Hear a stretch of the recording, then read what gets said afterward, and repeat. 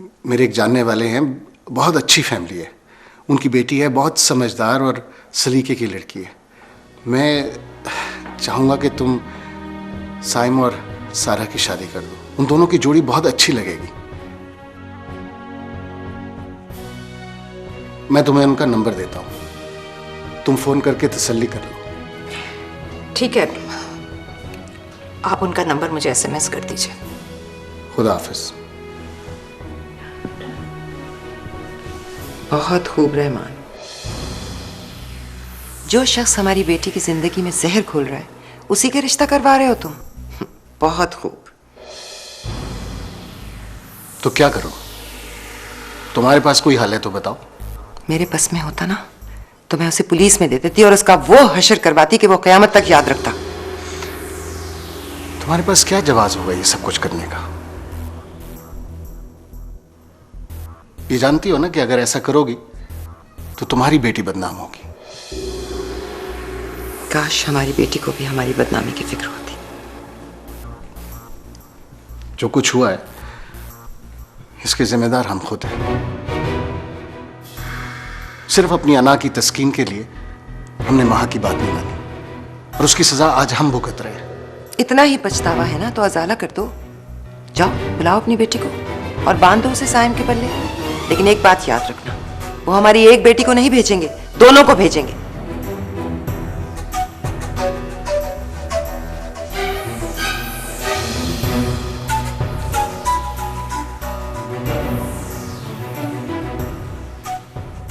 क्यों फिक्र करती हो?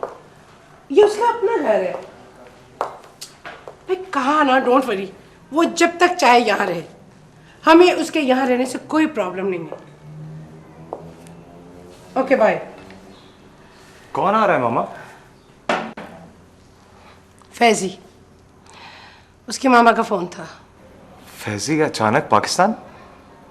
लेकिन मुझे क्यों नहीं बताया उसने? अब ये तो वही बता सकता है। मामा क्या उसके यहाँ आने से आपको कोई प्रॉब्लम है? तुम्हें लगता है कि इन हालात में किसी मेहमान का हमारे घर आना ठीक है? खैर अब तो वो आ रहा है और उसे रोका भी नहीं जा सकता। फिर वो सिर्फ मेरा कज़न ही नहीं है बल्कि बहुत अच्छा दोस्त भी है मेरा। इसी बात की तो परेशानी है। मैं नहीं चाहती कि हमारे घर के मामलात रिश्तेदारों तक पहुंचे। अगर उसने सोहा के बारे में पूछा तो हम क्या बताएंगे? हो सकता है मामा कि जोहा भाभी उस वक्त तक घर वापस आ जाए। वो आज शाम की फ्लाइट से आ रहा है। बाय द वे वो इतनी इमरजेंसी में क्यों आ रहा है और फिर अपने आने का जिक्र क्यों नहीं किया उसने मुझसे? बहरहाल अब जो भी है ना, तुम प्लीज वहां से कहना कि उसके सामने इस घर की कोई बात ना करे। Okay.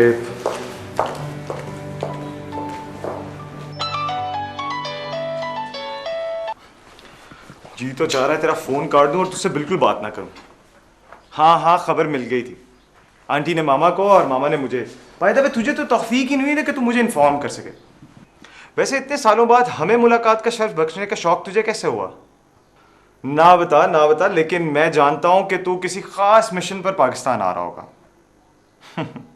Don't worry, I will pick you up. Okay. हाँ। कौन आ रहा है? किसकी बात कर रहे हो? तुम्हारा दुश्मन। What? अरे मुझसे जो तुम्हारे हिस्से का वक्त लेगा वो दुश्मन ही होगा ना तुम्हारा। मेरे हिस्से का टाइम? क्या कह रहे हो तला? जनाब फैजी साहब, वो अचानक पाकिस्तान आ रहे हैं। तो इसमें इतना इरिटेट होने वाली क्या बात है? मेहमान तो खुदा की रहमत होते हैं। वो रहमत कम और जहमत ज्यादा है। वो इतना बोलता है कि तुम सोच भी नहीं सकती। तुमसे ज्यादा भी कोई बोल सकता है। अमेजिंग। तुम्हें मेरा बोलना इतना बुरा लगता है? तुम मुझसे मजाक कर सकते, मैं नहीं कर सकती। मजाक कर रही हूँ। महा एक्चुअली मामा काफी टेंस है कि फैजी के सामने हम जोहा भाभी के बारे में क्या बात करेंगे। तुम प्लीज उसे ऐसा कोई तासुर मत देना कि हमारे घर में ऐसे कोई प्रॉब्लम्स चल रहे हैं।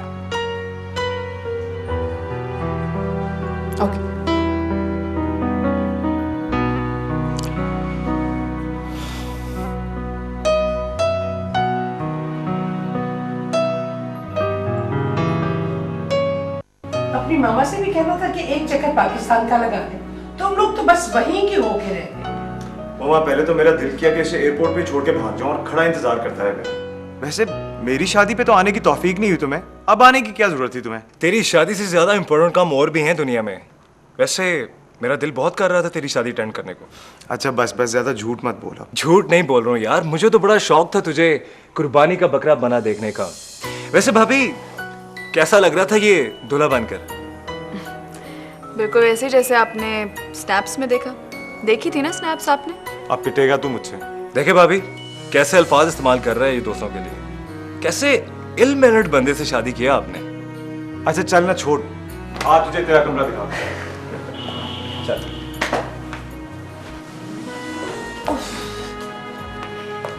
आजा यार।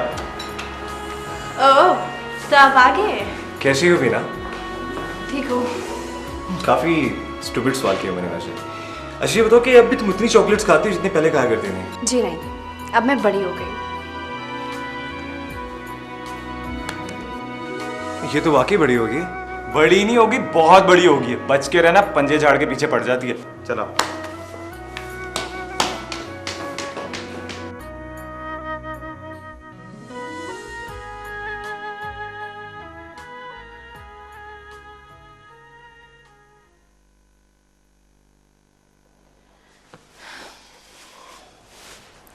क्या सोच रहे हो साइम?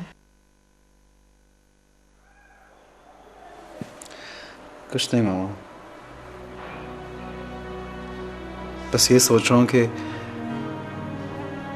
मेरी और आपकी किस्मत कितनी मिलती जुलती है। जो आपके साथ हुआ वही मेरे साथ भी हुआ।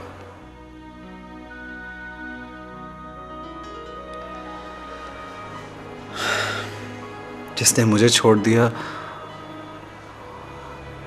वो दर्द बनकर मेरी जिंदगी में ठहर गई,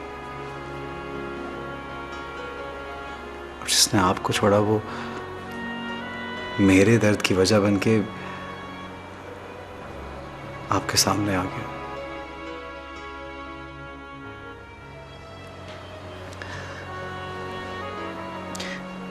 मामा कितना दुख होता है ना जब कोई छोड़ दे लेकिन जिंदगी से बाहर ना जाए। क्यों कर रहे हो ऐसी बातें साइम? मेरे और तुम्हारे नसीब में तो बहुत फर्क है। मुझे जिंदगी में खुदा ने किसी का साथ छूटने का दुख जरूर दिया, मगर बेटा तुम्हारी और तुम्हारे पापा की सूरत में उस दुख का मदावा भी कर दिया। दुख का मदावा कभी नहीं हुआ करता मामा। साइम बेटा मत करो ऐसी बातें। तुम्हारी जिंदगी में भी खुशियां जरूर आएंगी, मुझे पूरा यकीन है। बीना के घर वालों ने अगर इनकार कर दिया तो क्या हुआ? यहाँ दुनिया खत्म तो नहीं हो जाती ना बेटा। मुझे बीना के इनकार से कोई फर्क नहीं पड़ता।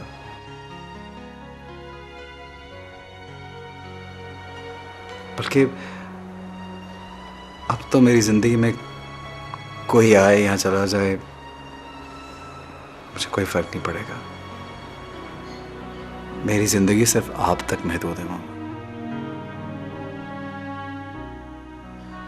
मैंने बीना के लिए तो सिर्फ इसलिए सोचा था क्योंकि आप भी चाहती थी, और ये बीना की भी जिद थी और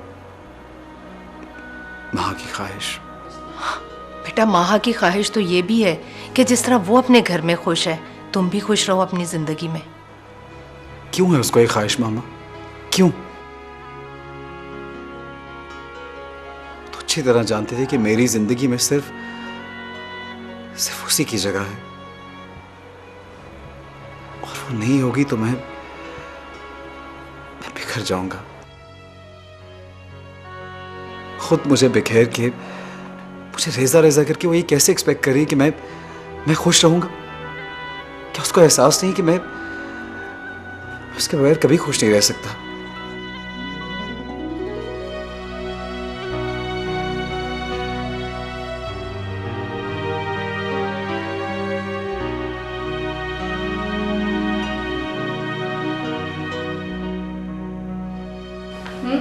चाय मिलेगी?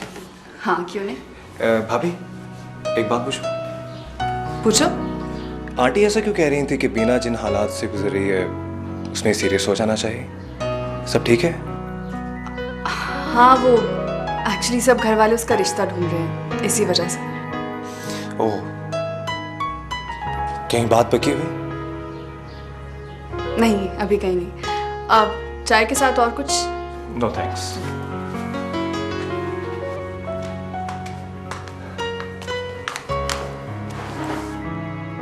क्या हो रहा है भाई? कुछ नहीं। ये क्या बोरिंग लाइफ है? कुछ नहीं। लाइफ में कुछ होना चाहिए। I mean some thrill, some adventure. मेरी लाइफ में ऑलरेडी बहुत थ्रिल है। और अगर मैं उसमें कुछ और थ्रिल पैदा करना चाहूँ तो? आई मीन मैं तुमसे कुछ शेयर करना चाहता हूँ। यू नो बीना, तलहा तो शादी के बाद बिल्कुल निकम्मा हो गया। या ऑफिस या फिर भाभी। यार मैं यहाँ पर इतने इंपॉर्टेंट काम के लिए आया हूँ, मैं अपनी प्रॉब्लम किससे डिस्कस करूँ? क्या प्रॉब्लम? शादी करनी है मुझे। ये प्रॉब्लम है। थैंक्स गॉड, तुम हंसते भी हो। एक्चुअली प्रॉब्लम यह है कि मामा ने वहां पर जो लड़कियां पसंद की हैं वो मुझे पसंद है, और मामा के मुताबिक मुझे लड़की पाकिस्तान में पसंद आ सकती है। Please help me. How can I help you? यार मिलवा दो किसी से, तुम्हारी तो बहुत सी दोस्त होंगी। मुझे ऐसा समझते हो तुम? टेक इट इजी, अगर तुम नहीं करना चाहती हो तो मैं खुद ही ढूंढ लूंगा। वैसे कैसी लड़की पसंद है? बाल उसके तुम्हारे जैसे हो। हाँ, खूबसूरत भी तुमसे कम नहीं होने चाहिए, और अगर आंखें उसकी तुम्हारी जैसी हो तो और ज्यादा अच्छा है। प्लीज, मुझे ऐसे मजाक बिल्कुल पसंद नहीं है। भाभी, आपकी नंद को कुछ ज्यादा ही गुस्सा नहीं आता?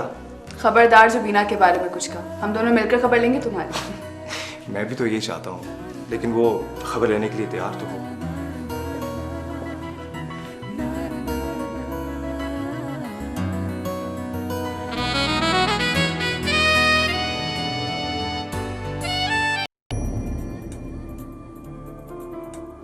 उसके सारे वादे,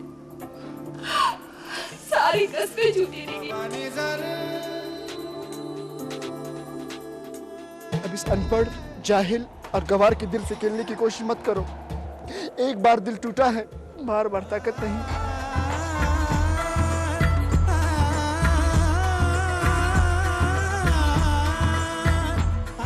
जिसे उसने टूट कर मोहब्बत की, वही सब कुछ भूल कर चैन के लिए सोचा।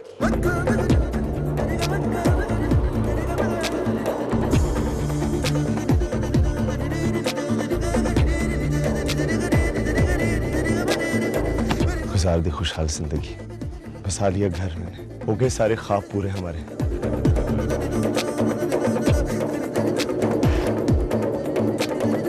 खैर के नाम पर तो मार मिटते हैं।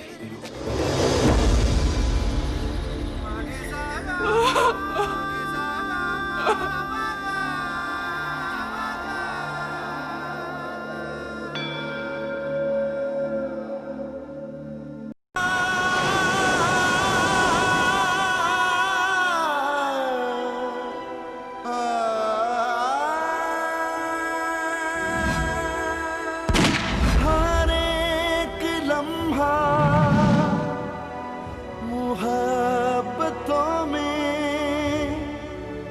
बांटते हैं कि रोज और शब हम इस तरह से काटते हैं। इल्जाम यूं ना लगाओ,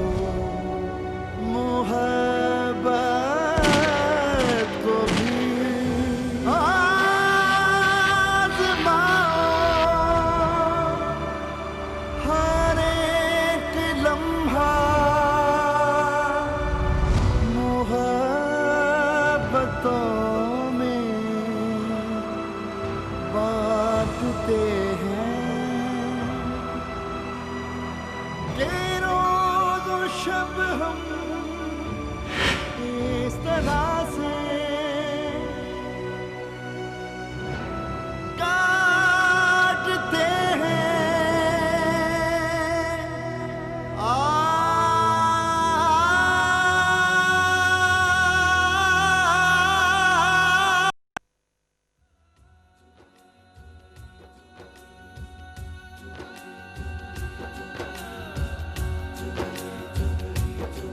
बरसातों में धूप पहन कर सतरंगी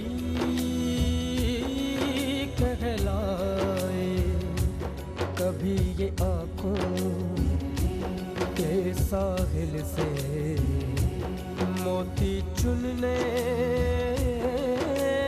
आए, मन का दर्द छुपाए चुनरी, हर रंग में रंग जाए चुनरी, मन का दर्द छुपाए चुनरी, हर रंग में रंग जाए चुनरी,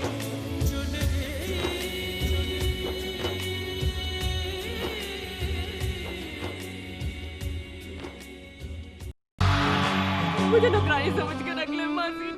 वो खालिद किसी और से कैसे शादी कर सकते हैं? अपनी इज्जत बचाने के और भी बहुत से तरीके होते हैं जन्नत। मैंने बदले में उन्हें सिर्फ बुराई की। साजिद अपने भाई को रोक ले। हाँ हाँ पागल हो गया हूँ मैं।